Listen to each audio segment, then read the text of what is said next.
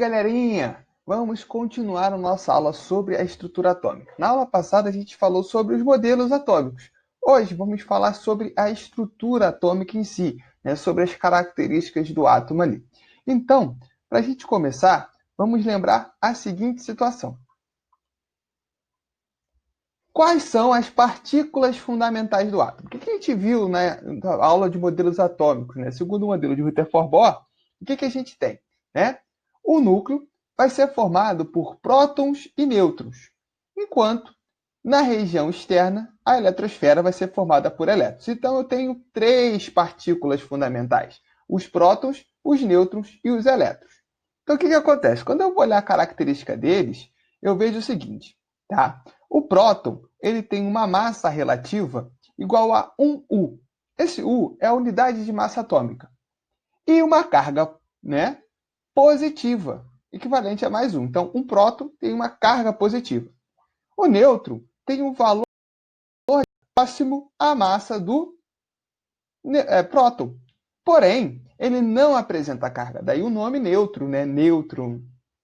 E o elétron, ele tem uma massa de aproximadamente 1836 vezes menor que a do próton e do nêutron, ou seja, uma massa muito pequena. Mas apresenta uma carga negativa, menos 1. Isso é importante porque a gente vai falar sobre a identificação de um átomo, como a gente diz que átomo é aquele. Para isso, a gente vai utilizar a seguinte situação: o número atômico e o número de massa. O número atômico é aquele que vai identificar o átomo.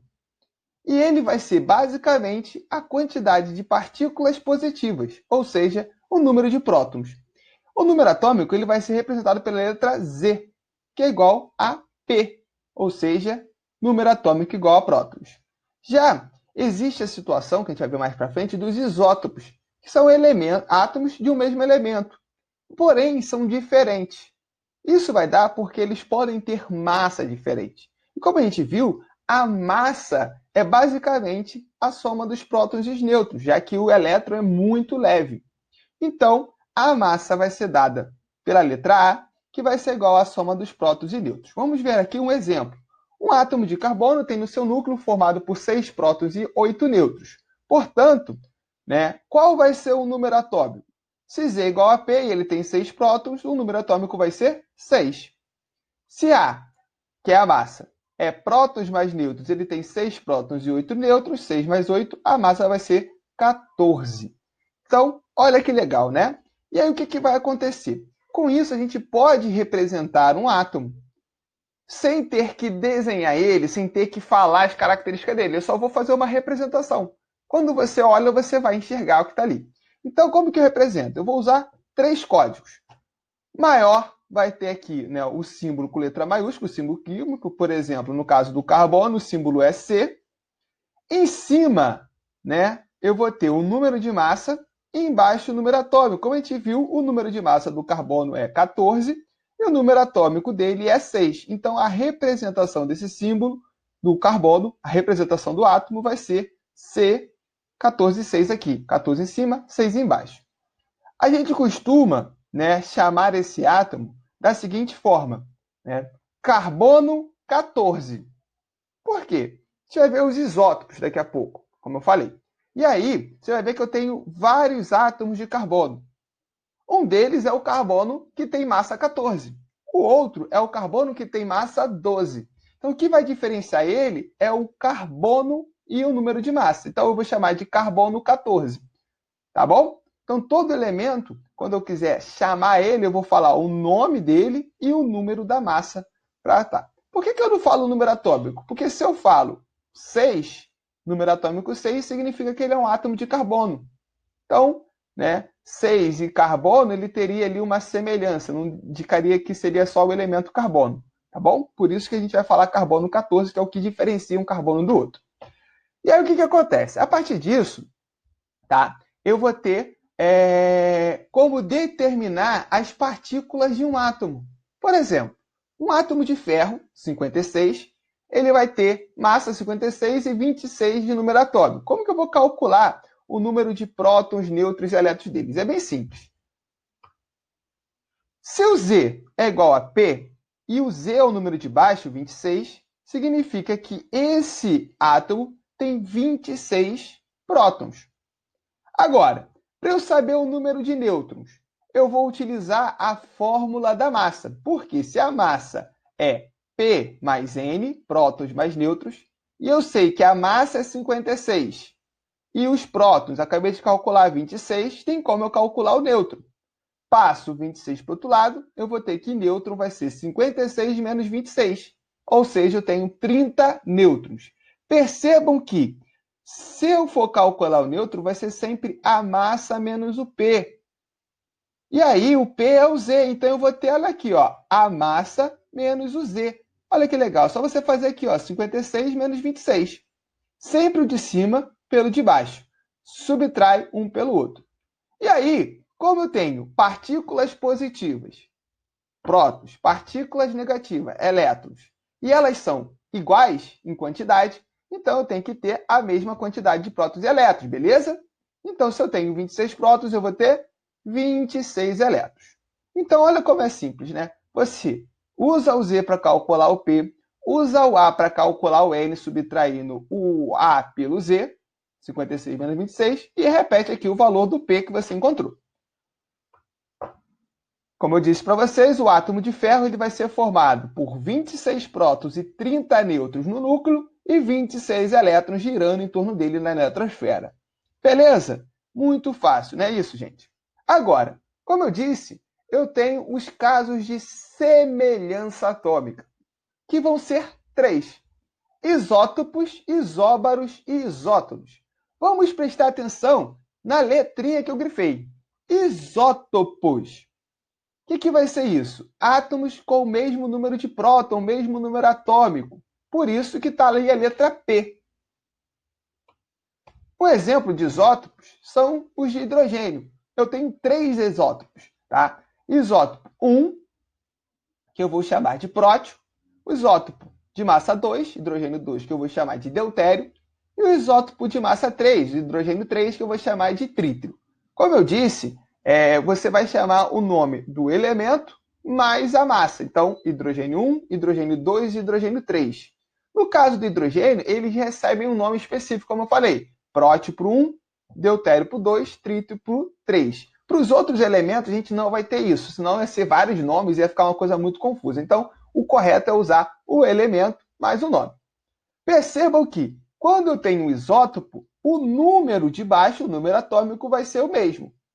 E também, por ele ter o mesmo número atômico, ele vai ser do mesmo elemento. Então, eu vou ter o mesmo símbolo do elemento. Então, é assim que você vai identificar. Viu? 2 elementos com o mesmo número atômico ou o mesmo símbolo, mas as massas diferentes, eu tenho um isótopo. Os isóbaros, olha a letra A aparecendo. A é massa.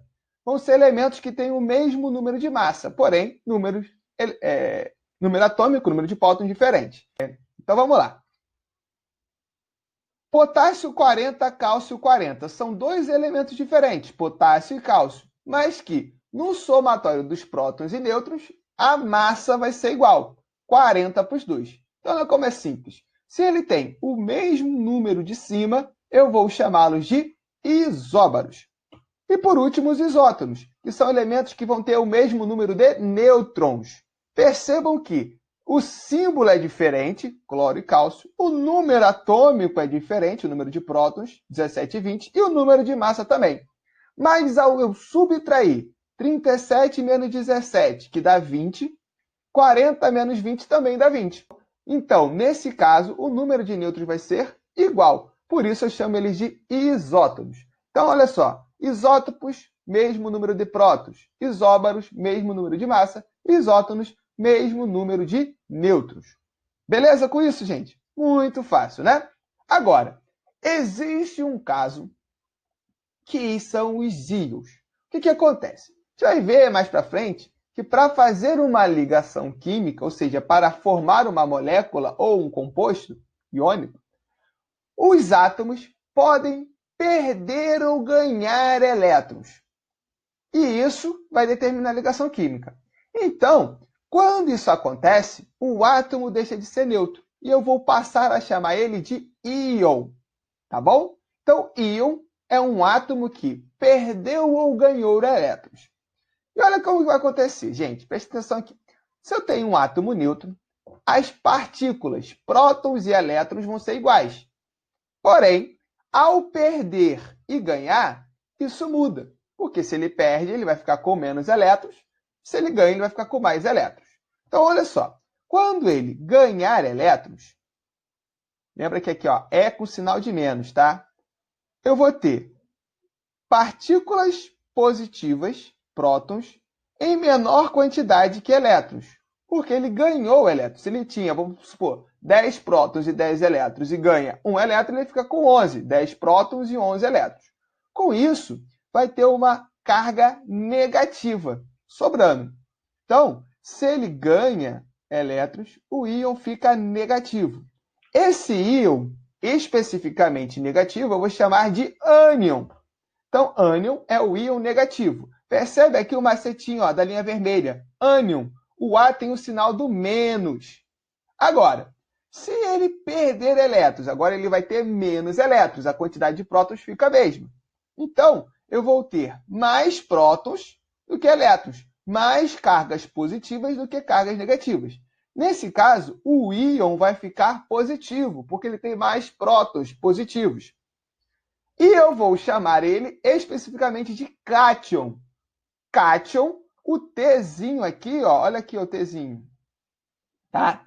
Ele vai lembrar, se você botar o tracinho mais embaixo aqui, ó, ele vai lembrar o sinal de mais. Então, cátion é o íon positivo. Então, o que vai acontecer isso, gente? Eu vou identificar, né, se ele é um ânion ou um cátion de acordo com esse sinal. Por exemplo, o átomo de cloro aqui.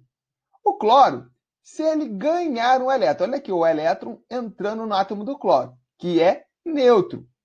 Ele passa a ficar, quando ganha, negativo. Então, eu vou chamar o cloro que está aqui, cloro zero, não preciso botar o zero, vou chamar de cloro menos, ou 1-, porque ele ganhou um elétron. E aí, perceba o seguinte, uma coisa importante aqui, né? Quando eu tenho um átomo de cloro e eu tenho um ânion dele, o tamanho do ânion aumenta em relação ao átomo. Por que isso acontece? Porque você vai ter maior repulsão dos elétrons, então vai expandir, né, a eletrosfera. Por isso que o cloro, né, fica maior aqui. E agora, no caso do sódio, que tem o elétron aqui, ó, o elétron sai, tá? O elétron sai, ele perde elétrons. O que vai acontecer? Eu vou ter um íon positivo. E aí, quando perde íon positivo, eu vou representar o Na+, ou 1+, tá? Se ele perder 2, eu colocaria 2+. Se ele perder 3, eu vou colocar 3+. Perceba que aqui acontece o contrário. O íon sódio do ânion, ele é o sódio puro, né, neutro, ele vai ser maior que o sódio na forma de cátion, cátion sódio. Por quê? Como ele perde elétrons, eu vou ter mais carga positiva atraindo os elétrons, então ele vai diminuir o tamanho, tá bom? Então, o ânion tem um tamanho maior que o átomo normal e o íon tem um tamanho menor, o cátion tem um tamanho menor que o átomo normal. Beleza? Então vamos lá. Como descobrir a quantidade de elétrons em um íon? Como que eu faço isso, tá?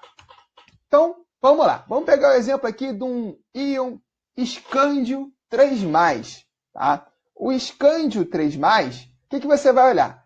Como eu disse, ele é um cátion. Por quê? Porque ele é positivo.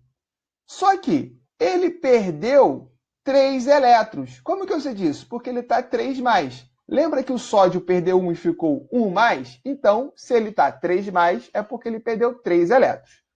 Como no átomo neutro, a quantidade de prótons e elétrons é igual ao número atômico, que é o número de baixo, significa que o escândio, como átomo, tinha 21 elétrons. Só que ele perdeu 3.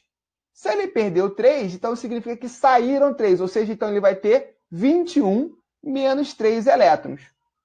Isso diz que ele tem 18 elétrons. Ou seja, o escândio normal tinha 21 elétrons, o escândio 3+, perdeu 3. 21 menos 3, 18.